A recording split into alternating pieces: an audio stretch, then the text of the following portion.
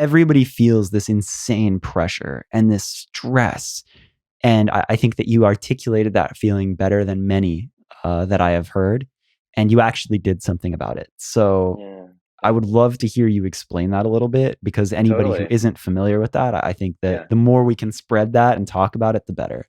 Yeah, man. And I guess the conversation really all starts with, it was a post by a good friend of mine and an artist that I've always admired, Chelsea Cutler, just kind of voicing feelings that everyone has been feeling over the last, especially the last 2 years that we've all been locked inside and had nothing but our phones and social media. But we've also watched how social media has kind of dictated the way that people release music and how people live their lives, and especially artists and creatives. And I think a lot of us have noticed a bit of an imbalance in the way that music is mobilized and what drives our success and our careers forward. And social media seems to play such an important role where, years and years ago, it didn't at all. And, Right.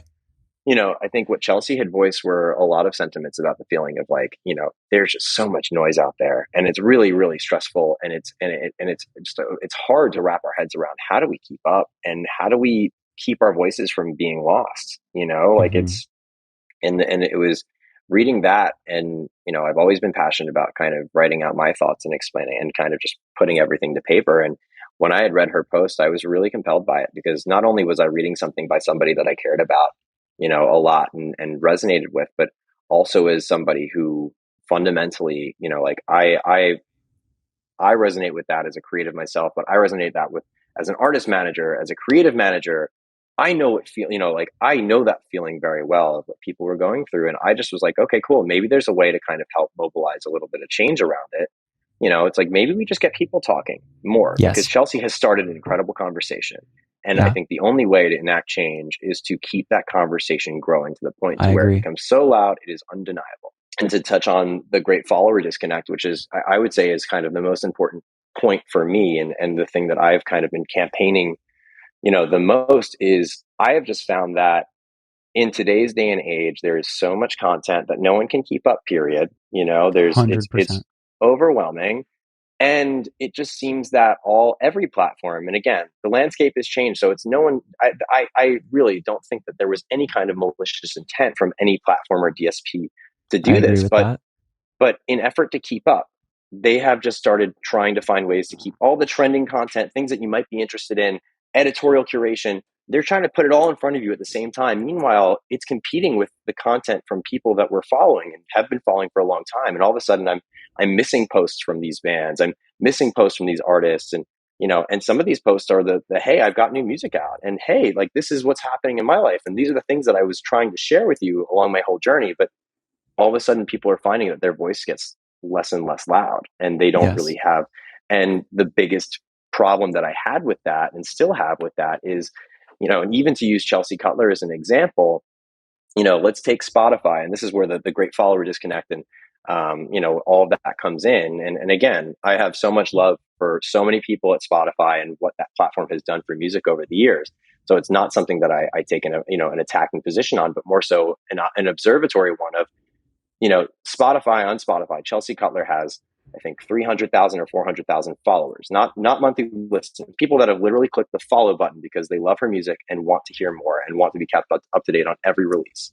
Yep. And I remember that part of her post had talked about, that feeling of, I want to put this music out, but like, I don't want to get lost, and that's a sentiment that everyone has. And, Yes. my thought process was like, well, and this kind of goes back to the committee of a question I would want to ask Spotify, Instagram, TikTok, whoever it is.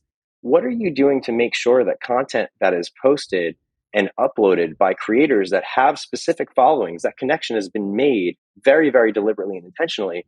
What are you doing to prioritize that content to make sure that things that are created, music that's uploaded, is delivered to the end user that signed up for it before they're getting overwhelmed by all of the content that we're so immersed by, Yeah. and and in the article that I wrote on Medium, it was, I wanted to just propose an idea, a simple thought, because to me, to get into that, I was like, well, what if, and I don't want to tell any platform how to do what they do, because that is not up to me, but it's simply a question that I want to raise and maybe an idea I want to bring forward of, let's take Spotify saying, someone uploads a new song. I don't care if they have 100 followers on Spotify. They upload a new song and you are one of those 100. You know, there is Release Radar, there is Discover Weekly, but again, with so much content, so many playlists, all these things to try to keep up with, I think people kind of forget where they can check that, and it just doesn't come as intuitively as it should. You know, it's like, but New Music Friday has always been a thing, right? Mm-hmm. Everyone always goes to New Music Friday to see what's new, and Mm-hmm. you know, over the last bunch of years, it's just, you know, the last few years especially, it's like these are songs that are trending on TikTok. These are songs that are trending in the big world, to where, you know, the Chainsmokers are putting out a new song. These are artists that the whole world knows, that Spotify is intentionally curating editorially to highlight the artists that they know that the world is interested in, you know, Mm-hmm. based on trends, based on years and years of building. But what about these smaller artists? What about these artists that don't have undeniable platforms, to which is so crucial to their growth and to the growth of this business and the creative industry? It's like, what if, you know, what if Spotify put the new music on from the artist that has 100 followers onto a personalized New Music Friday for you? New Music Friday becomes personalized to where, you know what, the first 10 songs, you know, or however many, are all songs from the artists that I've been following all along. And I'm Mm-hmm. like, oh, awesome, cool. Chelsea put out a song. This artist put a song out. Arizona put a Mm-hmm. song out. It's like, these are people I've really raised my hand to, you know, to notice this stuff and learn. And it's like, I feel like it is the fundamental responsibility of platforms to make sure that they are prioritizing content from the creator to the follower before any kind of editorial priority, before any kind of business priority for their own, you know, for their own sake, you know, because when you kind of take a step back, because I know there's a lot of fingers pointed in a lot of different directions, and I don't think that that necessarily even really helps as much, because I think people just can feel helpless. But when you have a situation like that, think about the pressure that that takes off of social media. And again, I use Spotify as the example specifically for the music industry, because that's where, you know, Spotify and Apple Music is where everybody is really consuming music these days. You know, and Mm-hmm. all of a sudden, it's the music is getting prioritized. You're seeing it, you're hearing it first, you're making sure that you're up to date.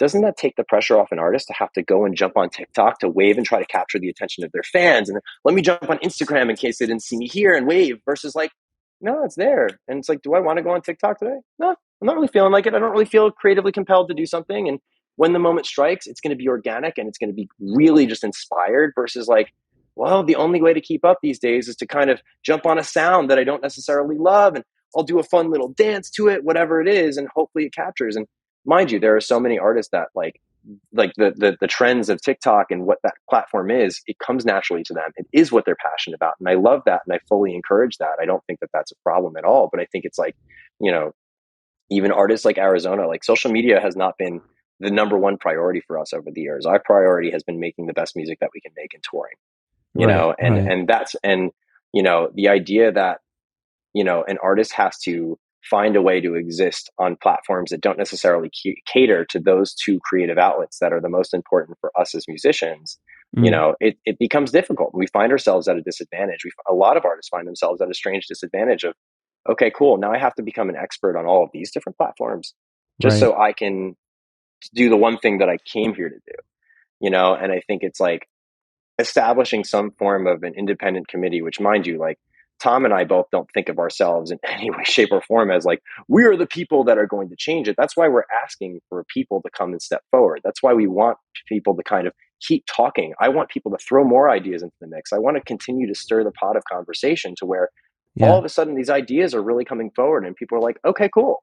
I have a lot of questions I'd love to ask, and I love answers from all these platforms on, you Yeah. know, and this independent committee is here to exist to say, all right, let's raise those questions, let's Yeah. talk about it, but let's also make sure that we are holding everyone equally accountable, you know, every platform equally accountable to these standards that are now being set in the digital world.